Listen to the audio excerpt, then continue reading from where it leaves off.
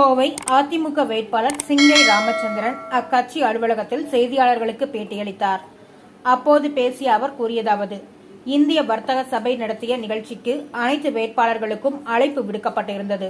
தேர்தல் பிரச்சாரம் காரணமாக அந்த நிகழ்ச்சிக்கு வர முடியாது என சொல்லியிருந்தேன். அதனால் எங்களது பிரதிநிதி பங்கேற்றார். இதனை பார்த்துதான் பயந்து விட்டதாக பாஜகவினர் பேசிக் கொண்டிருக்கின்றனர். கோவைக்காரனுக்கு பயம் இருக்காது. அண்ணாமலை மட்டுமின்றி அவரது பாஸ் மோடியிடமே பேச தயார். அவரது மொழியிலும் பேச தயார். அதிமுகவை அழித்து விடுவேன். டிடிவி தினகரன் பக்கம் அதிமுக வந்துவிடும் என அண்ணாமலை தோல்வி பயத்தில் என்ன பேசுவது என தெரியாமல் பேசிக் கொண்டிருக்கிறார்.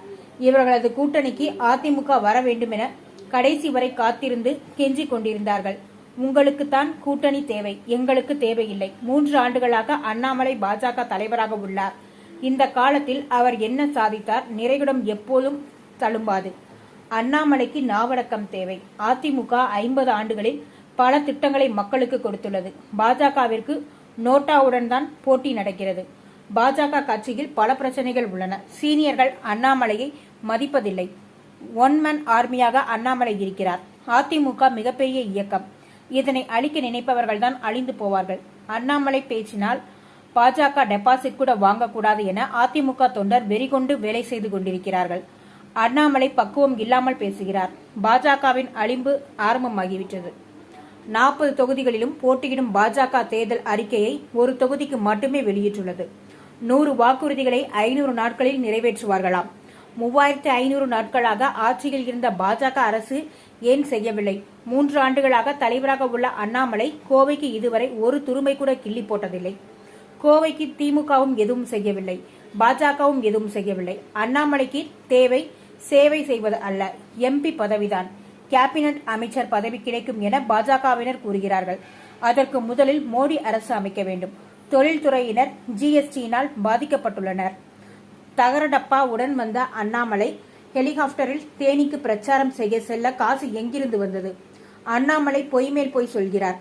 50 ஆண்டுகளில் இல்லாத வளர்ச்சி 5 ஆண்டுகளில் நாங்கள் கொடுத்துள்ளோம்.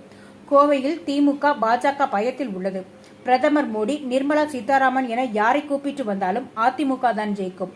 பாஜக கீழ்த்தரமாக பிரிவினைவாத அரசியல் செய்கிறது. அமித்ஷா அதிமுகவை ஊழல் கட்சி என்கிறார். ஆனால் தேர்தல் பத்திரம் நிதியாக 6500 கோடி ரூபாய் வாங்கியுள்ளது. ஊழலை பற்றி பேச மோடி, அமித்ஷா, அண்ணாமலைக்கு தகுதி இல்லை. டிஆர்பி ராஜா வெளியூர்காரர். ஸ்டார் ஹோட்டல் ரூம் போட்டு தங்கியிருந்து ஒவ்வொரு அமைப்பாக பார்க்கிறார். அவர் மின் கட்டண உயர்விற்கு என்ன செய்தார்? திமுகவும் பாஜகவும் ஒன்று.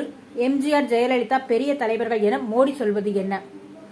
உலக தமிழர்களையே சொல்கிறார்கள். அதிமுகவில் திமுகவை அழிக்க ஆரம்பித்த கட்சிதான். தூங்கும் போது கூட நாங்கள் திமுகவை எதிர்ப்போம்.